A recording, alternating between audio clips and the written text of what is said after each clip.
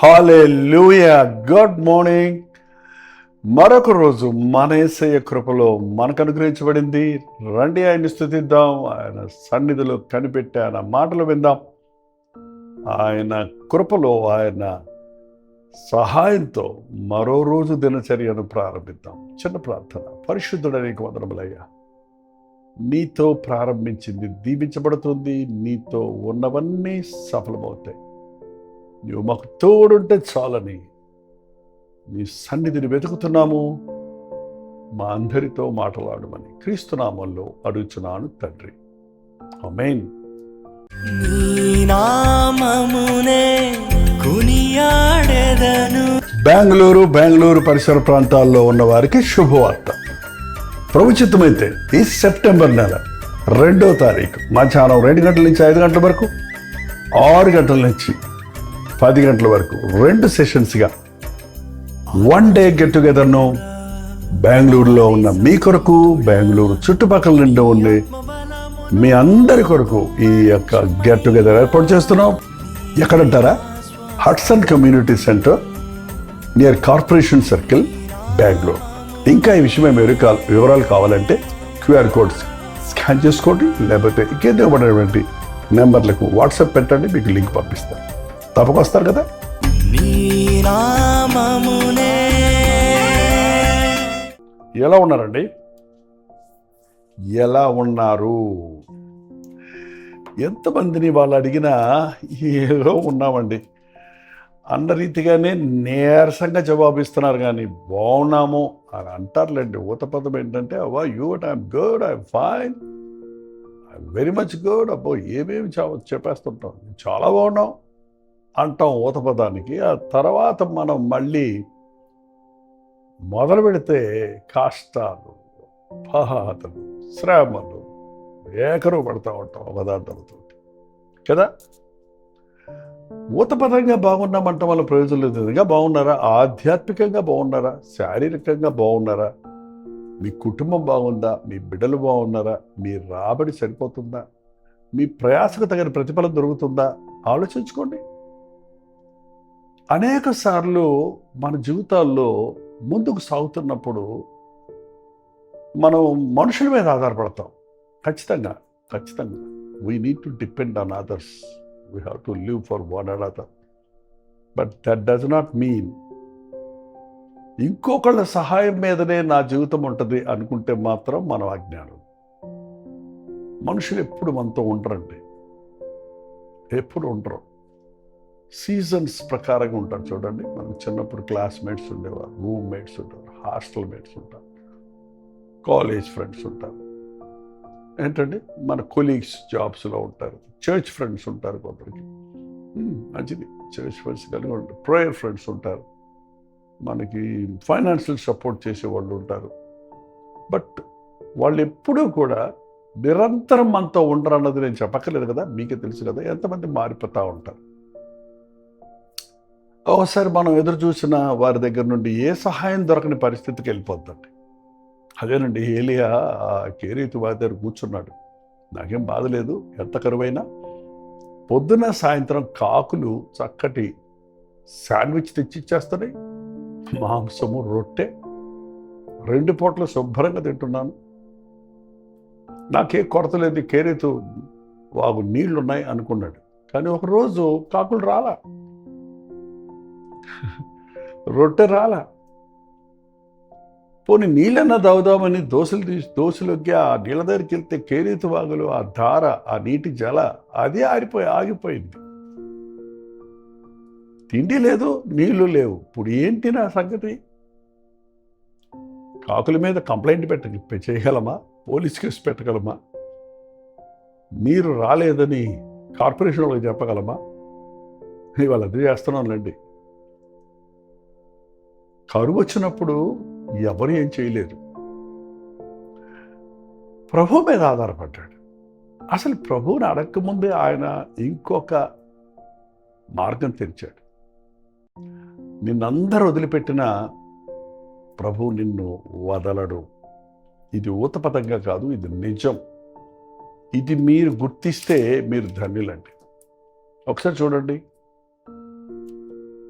తిమోతికి రాసిన రెండో పత్రిక 4వ అధ్యాయం 16వ వచనం చదువుతున్నాను వినండి. నేను మొదట సమాధానం చెప్పినప్పుడు ఎవడునూ నా పక్షంగా నిలవలేదు, అందరూ నన్ను విడిచిపోయిరి. ఎవరు చెప్తున్నారు ఈ మాటలు? గొప్ప దైవజనుడు పరిశుద్ధుడైన పౌలు. చాలామంది ఆయనకి సహాయకులు ఉన్నారు, యవనస్తులు ఉన్నారు, ఎంతోమంది ఆయన ద్వారా మేలు పొందారు, స్వస్థతలు పొందారు, రక్షించబడ్డారు. కానీ అందరూ విడిచిపెట్టేశారు. అందరూ విడిచిపెట్టేస్తారండి, ఇవాళ కాకపోతే రేపైనా సరే.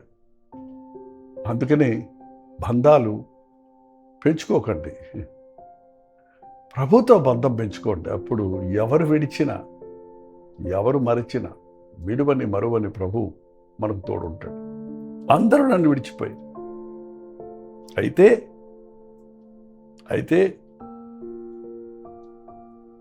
ఆ పక్షంలో ఎవరు నిలవలేదు, అందరూ విడిచిపోయారు. అయితే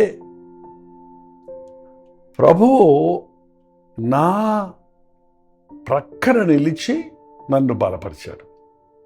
అందరూ విడిచినా ప్రభు మాత్రం నా పక్కనే నిలిచి నన్ను బలపరిచాడు. దానియేలుని అంత గొప్ప దేశానికి మేలు చేశాడంటే అంత చక్కగా పరిపాలించాడు. ఆ రాజుగారు దానియేలు అంటే ఫేవరెట్, ఆయనకి ఇష్టం. కానీ ఆ రాజాజ్ఞను బట్టి ఆయన కూడా ఏం చేయలేకపోయాడు. సింహాల బోన్లో తోసేశారు, నేరాలు మోపి అందరూ విడిచిపెట్టేశారు. ఇదే న్యాయం అని ఎవడు అడిగేవాడు కూడా లేడు. తోశారు సింహాల గుహలను. కానీ ప్రభు ప్రక్కన ఉన్నాడు కాబట్టి సింహాల నోళ్ళు మోయించబడ్డాయి. నా ప్రభు సింహముల నోళ్ళు మోయించాడు. కొన్నిసార్లు అంటే సింహాల మీద పడతారు, అందరూ అరుస్తూనే ఉంటారు. కుక్కలు చుట్టూ ముట్టి బౌ బౌ అన్నప్పుడు మనం ఎలా బెత్తరపోతామో చూడండి, ఎలా పరుగులెడతామో చూడండి. కొన్నిసార్లు మన లోకం అంతా మన మీద తిరగబడినట్టు ఉంటుంది.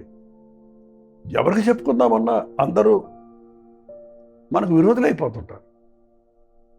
ఆదరిస్తారని వెళ్తే మరిన్ని చీవాట్లు పెట్టి పంపిస్తారు. అలాంటి పరిస్థితులు మీరు ఎదుర్కొన్నారా? నా జీవితంలో చాలా ఎదుర్కొన్నారండి, చాలా ఎదుర్కొన్నాను.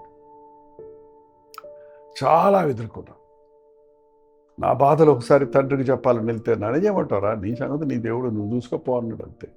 మరి ఇంకా తండ్రి ఆదుకోకపోతే, తల్లి ఆదుకోకపోతే, అన్నదమ్ములు ఆదుకోకపోతే, బంధువులు ఆదుకోకపోతే, స్నేహితులు ఆదుకోకపోతే ఏమైంది మన పని చెప్పండి? నీ ముఖ్య స్నేహితుడు కూడా నిన్ను విడిచిపెట్టే రోజు ఉంటుందండి. అలాంటి సమయాల్లో నీవు దేవుని నీ పక్షంలో ఉన్నాడన్నది గుర్తించకపోతే, దేవుడు నీ పక్కన నిలవకపోతే మనం ఏమైపోతాము? పౌలుకి ఒక ధైర్యం ఏంటంటే, నన్ను దేవుడు కోరుకున్నాడు, నా ద్వారా సువార్త ప్రకటించబడాలని ఆయన ఏర్పరచుకున్నాడు. నన్ను బలపరిచే దేవుడు నన్ను విడిచిపెట్టడు.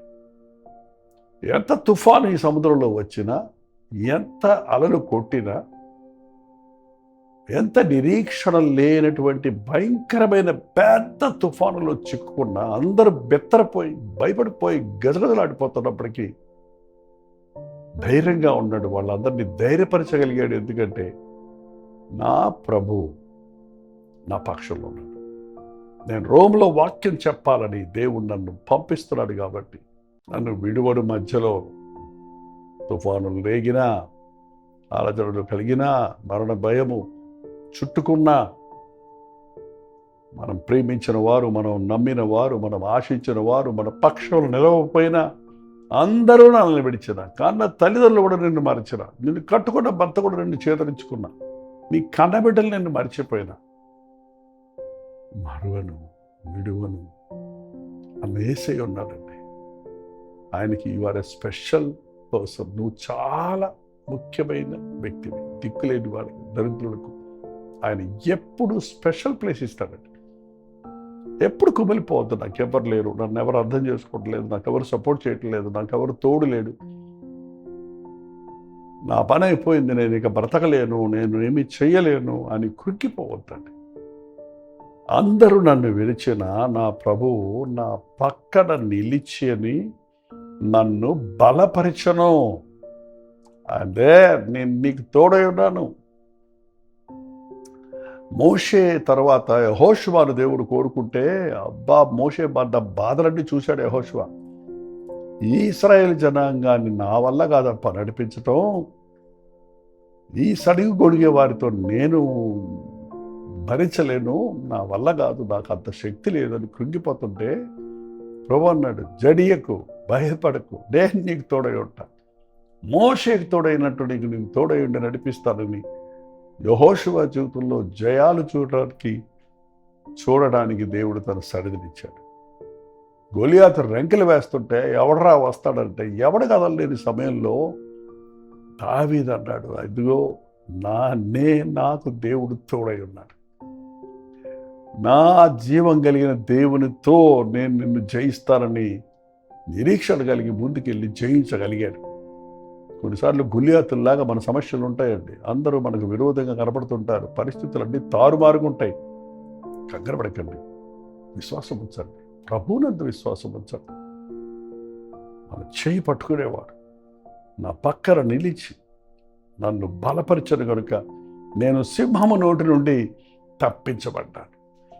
దానియేలుకి సింహాల గుహలో ఉన్న సింహాలైతే ఇక్కడ ఈ పౌలు గారికి ఇక్కడ సింహాల గుహలో వేయలేదు, కానీ ఆ గర్జించు సింహమైన సాతాను పౌలును ఎలాగైనా పరిచయంలో కృంగదీయాలి, వెనక్కి లాగాలని, డిప్రెషన్లో తీసుకెళ్ళిపోవాలని, ఆ కృంగదల్లోకి తీసుకెళ్లాలని అన్ని రకాలుగా శోధించాడండి. అబ్బా ఏం దైవజనుడు! ఆకలైనా, బాధ అయినా, శ్రమ అయినా, దెబ్బలైనా, రక్తాలు కారినా, చెరసాల్లో పెట్టబడ్డా, నేను కలివిలో ఉండటం ఎరుగుదును, లేవిలో ఉండటం ఎరుగుదును, కడుపు నిండిన నేను ఉండగలను, కడుపులో ఆకలితో నేను ఉండగలను, అన్ని సమయాలలో నేను సంతోషించుకుంటాను, ఎందుకంటే నా ప్రభు నాకు తోడున్నాడు అనగలిగాడు. ప్రభువు తోడుంటే చాలండి, ఏమన్నా లేకపోయినా ఆ ఆదరణ దొరుకుతుంది, ఆ సమృద్ధి దొరుకుతుంది, ఆ జయం వస్తుంది. ప్రభువు నా ప్రక్కన నిలిచి సింహపు నోటి నుండి, గర్జించు సింహపు నోటి నుండి నన్ను తప్పించాడు. అయితే పౌలు జీవితంలో చూసినట్లయితే అన్ని పోరాటాలు, శ్రమలలో కూడా ఎప్పుడు ఈ నెవర్ గివ్ అప్, ఎప్పుడు నా వల్ల కాదు అనలేదండి, నా చేత కాదు అనలేదు. మోషే లాంటి దైవజనుడు కూడా అనాల్సి వచ్చింది, కానీ ఎలియా లాంటి దైవజనుడు కూడా కృంగిపోవాల్సి వచ్చింది. కానీ పౌలుకి ఆయన దెబ్బలు కొట్టారు, అవమానపరిచారు, కపట సహోదరులు, లోపల బయట అన్ని రకాల పోరాటాలు ఉన్నప్పటికీ ఒకే మాట అనగలిగాడు. ఫిలిప్పీయులకు రాసిన పత్రిక 4:13 నన్ను బలపరచు వాని యందు నేను సమస్తము చేయగలను. హల్లెలూయా. ఈ మాట మనం బోర్డులు రాసుకొని వాక్యంలో పెట్టుకుంటాం కానండి, దీన్ని నిజంగా మన జీవితంలో నమ్మటం లేదు, మన జీవితానికి అనునయించుకోవటం లేదు. చూడండి 4వ ఫిలిప్పీయులకు రాసిన పత్రిక 13 నన్ను బలపరచు వాని యందే నేను సమస్తమును చేయగలను. నన్ను బలపరచు వాని యందు బలం ఆయింది, బలహీనత నాది. నేను ఎప్పుడు బలహీనుడనో అప్పుడు నేను బలవంతుడు అన్నాడు మరో చోట. నేను ఎప్పుడు బలహీనుడనో అప్పుడే నేను బలవంతుడు, ఎందుకంటే ఆ బలహీనతలో దేవుని బలం నన్ను బలపరుస్తుంది. మీరు ఎప్పుడైతే దేవా నా వల్ల కాదు అని చేతులు ఎత్తుతారో ప్రభుని ఎత్తుకుంటాడు. నేనే చేసుకోగలను, నేనే బయటపడగలను, నేనే ప్రయత్నించగలను, నేనే అభివృద్ధి పొందగలను. నువ్వు ఎన్ని ప్రయత్నాలు చేస్తున్నప్పుడు దేవుడు కల్పించుకోడండి. నీవు ఎప్పుడైతే దేహి అని ప్రభు వైపు తిరుగుతావు, నా వల్ల కాదు ప్రభువా, నా చేత కాదు ప్రభువా, పరిశుద్ధంగా నేను బ్రతకలేకపోతున్నానయ్యా, సమాధానంగా నేను ఉండలేకపోతున్నానయ్యా, శత్రువుల్ని జయించలేకపోతున్నానయ్యా, ఒంటరితనాన్ని నేను అనుభవించలేకపోతున్నానయ్యా, ఈ దుఃఖాన్ని భరించలేకపోతున్నానయ్యా, నా చేత కావట్లేదు అయ్యా, నాకు సహాయం చేయ, నువ్వు అడిగి చూడు. ఆయన నీకు ఓదార్పునిస్తాడు, ధైర్యాన్ని ఇస్తాడు, బలాన్ని ఇస్తాడు, నీ పక్క నిలబడతాడు, నీ భుజమే చేస్తాడు, నేను కోగిల్లో చేర్చుకుంటాడు.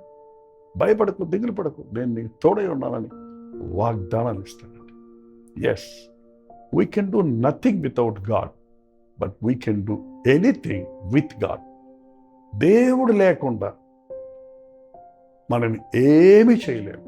దేవుని తోడుంటే మనం ఏమైనా చేయగలం. అందుకనే ప్రభు తోడును పోగొట్టుకోకండి. ప్రభువుతో సహవాసం చేయటం నేర్చుకోండి, అభ్యాసం చేసుకోండి. Touch it with God. ఎప్పుడు దేవునితో టచ్ అంటే నువ్వు కీప్ ఇట్ టచ్ అంటుంటాం మనం.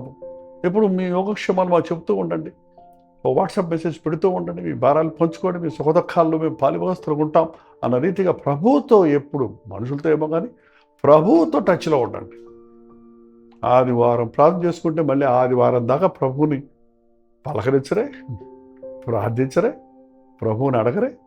ఆపద వచ్చినప్పుడు మొరపెడతారు, ఆపద తీరాక మళ్ళీ ఆపద వచ్చే వరకు ఆయన మర్చిపోతే అద్భుతాలు మన జీవితాలు అలా జరుగుతాయండి. అందుకని ఎప్పుడు దేవునితో సహవాసం చేయండి. మీ బలహీనత బలంగా మారుస్తాడు. మీ వల్ల కాని విషయాలను ఆయన మీ ద్వారా జరిగిస్తాడు. నన్ను బలపరచు అని అందు నేను సమస్తం చేయగలను. ప్రార్థన. పరిశుద్ధుడా, నీకు వందనములయ్యా. మా బలము మా శక్తి ఏది సాధించలేదు. అది బలము చేత కాదు, శక్తి చేత కాదు, నా ఆత్మ ద్వారా జరుగునని మాటను నమ్మి నన్ను బలపరచు అని అందు నేను సమస్తము చేయగలను. అపవాదిని ఎదిరించగలను. దేవుడు అప్పగించిన కార్యాలు సాధించగలను. దేవుని కొరకు సాక్షిగా జీవించగలను. నిర్దోషిగా నిష్కలంకుడిగా నేను ఉండగలను. అపవాదిని ఎదిరించగలను. దురాత్మశక్తులను బంధించగలను. కేవలం ఆయన కృప నాకు తోడుంటే, ఆయన ఇచ్చిన బలమును బట్టి అసాధ్యమైన కార్యాలు సుసాధ్యంగా చేయగలనని ఎల్లప్పుడూ నీ మీద ఆధారపడుటకు, మా బలహీనతల యందు శోధనల యందు కృంగిపోక బలపరచు నీ వైపు తిరిగి మొరపెట్టుకొని నూతన బలముతో అద్భుత ఆశ్చర్య కార్యాలు మా ద్వారా జరుగునట్లు, మాలో జరుగునట్లు, ఎప్పటికప్పుడు నీ ఆత్మతో అభిషేకించబడినట్లు మా ఒక్కొక్కరికి నీ సహాయం చేయమని క్రీస్తు నామములో అడుగుచున్నాను తండ్రి. ఆమేన్. తండ్రి అయిన దేవుని యొక్క ప్రేమయు, కుమారుడైన క్రీస్తు యొక్క కృపయు, ఆదరణకర్త అయిన పరిశుద్ధాత్మ యొక్క సహవాసమును కూడి వచ్చిన మనందరికీ ఇప్పుడును సదాకాలం తోడై ఉండును గాక. ఆమేన్. దేవుని స్తోత్రం. ప్రార్థన వసతుల భారాలు 954041 నెంబర్కి, మీ ఇతర దేశాల్లో ఉంటే 91001000 నెంబర్కి ఎప్పటికప్పుడు ఒక టెక్స్ట్ లేక వాయిస్ మెసేజ్ ద్వారా వాట్సాప్ పెట్టండి. మీ పక్షంలో ప్రార్థిస్తున్నాం, మీరు కూడా ప్రార్థించండి. తెలుగు, తమిళ, హిందీ, మలయాళం, బెంగాలీ, ఒరియా భాషల్లో ప్రసారమవుతున్న కల్వరి దర్శనం కార్యక్రమాలన్నీ కొనసాగించినట్లుగా మీ ప్రార్థనా సహకారాలు అందించండి. అలాగే యూట్యూబ్లో ఎన్నో పోస్టులు పెడుతున్నాం. ఉదయం అనుదిన ధ్యానం, హెచ్చరిక, కల్వరి ప్రతిధ్వని, మన్నా మనకు, అలాగే ఫేస్బుక్లో, అలాగే ఇన్స్టాగ్రామ్లో అనేక పోస్టులు పెడుతున్నాం. మీరు వాక్యం ద్వారా సమృద్ధిగా బలపడాలని మీరు ఇతరులకు కూడా షేర్ చేయండి. ఈ పరిచయం ప్రోత్సాహపరచినట్లుగా మీ యొక్క సహకారాన్ని, మీ ప్రార్థనను కూడా మా కొరకు చేయటం మర్చిపోకండి. ప్రభుత్వమైతే మధ్యాహ్నం 3 గంటలకు హెచ్చరిక, అలాగే రాత్రి 9 గంటలకు కల్వరి ప్రతిధ్వనిలో మళ్ళీ కలుసుకుందాం. అంతవరకు దేవుని మహాకృప మీకు తోడైన గాక.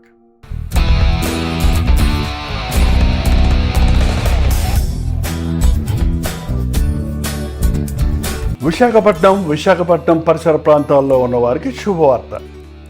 చాలా కాలం తరువాత మరొకసారి వైజాగ్లో 1 డే గెట్ టుగెదర్ ఏర్పాటు చేయడానికి ప్రభు ప్రేరేపించున్నాడు.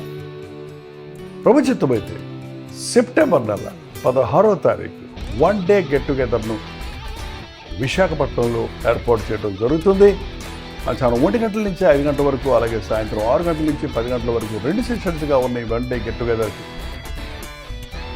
సోషల్ మీడియా ద్వారా, టెలివిజన్ ప్రోగ్రామ్స్ ద్వారా వాక్యం వింటూ మేలు పొందుతున్న మీరందరూ వస్తారని, మిమ్మల్ని ముఖాముఖిగా చూసి మీకోసం వ్యక్తిగతంగా ప్రార్థించాలని ఆశిస్తున్నాం. దేవుని సన్నిధిలో మనం కూడి వచ్చినప్పుడు తన బలమైన హస్తం మనకు తోడై ఉంటుంది కాబట్టి అద్భుతాలు జరుగుతాయి. మన హృదయ వాంఛలు తీర్చే ప్రభు కార్యాలు జరుగుతాయి కనుక విశ్వాసంతో రండి, కుటుంబాలుగా రండి, మీ స్నేహితులకి, బంధువులు కూడా తెలియచేయండి. చిరునామా గమనించండి. Kalabharathi auditorium, Pithapuram colony, Maddilapalem, Visakhapatnam. ఇంకా విషయమై వివరాలు కావాలంటే కింద QR కోడ్ స్కాన్ చేసుకోండి, లేక కింద ఇవ్వబడినటువంటి ఫోన్ నెంబర్లకి మీరు కాల్ చేయండి, లేక వాట్సాప్ మెసేజ్ పంపించండి, వివరాలు మీకు తెలియజేయబడతాయి. తప్పకొస్తారు కదా.